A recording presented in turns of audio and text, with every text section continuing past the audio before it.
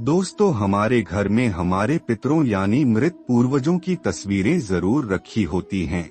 ऐसा माना जाता है कि पूर्वजों की तस्वीर घर की सुख समृद्धि का कारण तो बनती ही है, साथ ही घर के लोगों पर पूर्वजों का पूरा आशीर्वाद भी बना रहता है।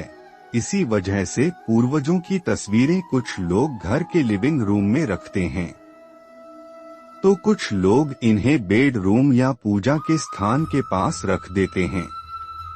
पूर्वजों को लोग नियमित रूप से याद भी करते हैं, लेकिन क्या आपने कभी सोचा है कि घर में पूर्वजों की तस्वीर रखने की भी अपनी एक निर्धारित दिशा होती है, और यदि सही दिशाओं में पूर्वजों की तस्वीरें न रखी गईं, तो घर में सुख शांति आने की बजाय आपको कलह कलेश का सामना भी करना पड़ सकता है।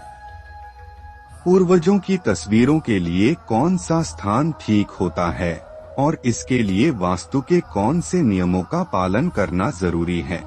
यदि आप पूर्वजों की तस्वीर अपने घर में कहीं भी रखती हैं, तो आपको ध्यान में रखना होगा कि उन तस्वीरों को हमेशा फ्रेम में लगाकर किसी शेल्फ या अलमारी में ही रखना चाहिए। ऐसा माना जाता है कि पूर्वजों की तस्वीर कभी भी दीवार पर लटकाकर नहीं रखनी चाहिए। ऐसा करने से पूर्वजों का अपमान होता है और उनकी कृपा दृष्टि नहीं प्राप्त होती है, बल्कि ये पितृ दोष का कारण भी बनता है। अक्सर देखा जाता है कि हम पितरों की तस्वीर लगाते समय एक ही पूर्वज की कई तस्वीरें घर के अलग अलग स्थानों पर लगा लेते हैं, जबकि एक ही पूर्वज की तस्वीर एक से ज्यादा नहीं लगानी चाहिए।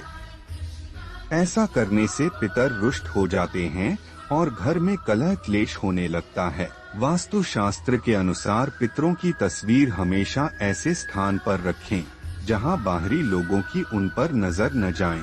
ऐसा माना जाता है कि किसी बाहरी की नजर यदि पूर्वजों की तस्वीरों पर पड़ती है, तो यह घर में नकारात्मक ऊर्जा को बढ़ाती है। इसलिए घर के लिविंग रूम में पितरों की तस्वीर न रखें। इसके अलावा घर के बेडरूम में भी पूर्वजों की तस्वीर नहीं लगानी चाहिए। बाहरी व्यक्ति की नजर पड़ने से नकारात्मकता पैदा होती है। दोस्तों, मेरा वीडियो पसंद आया हो लाइक और सब्सक्राइब कीजिएगा।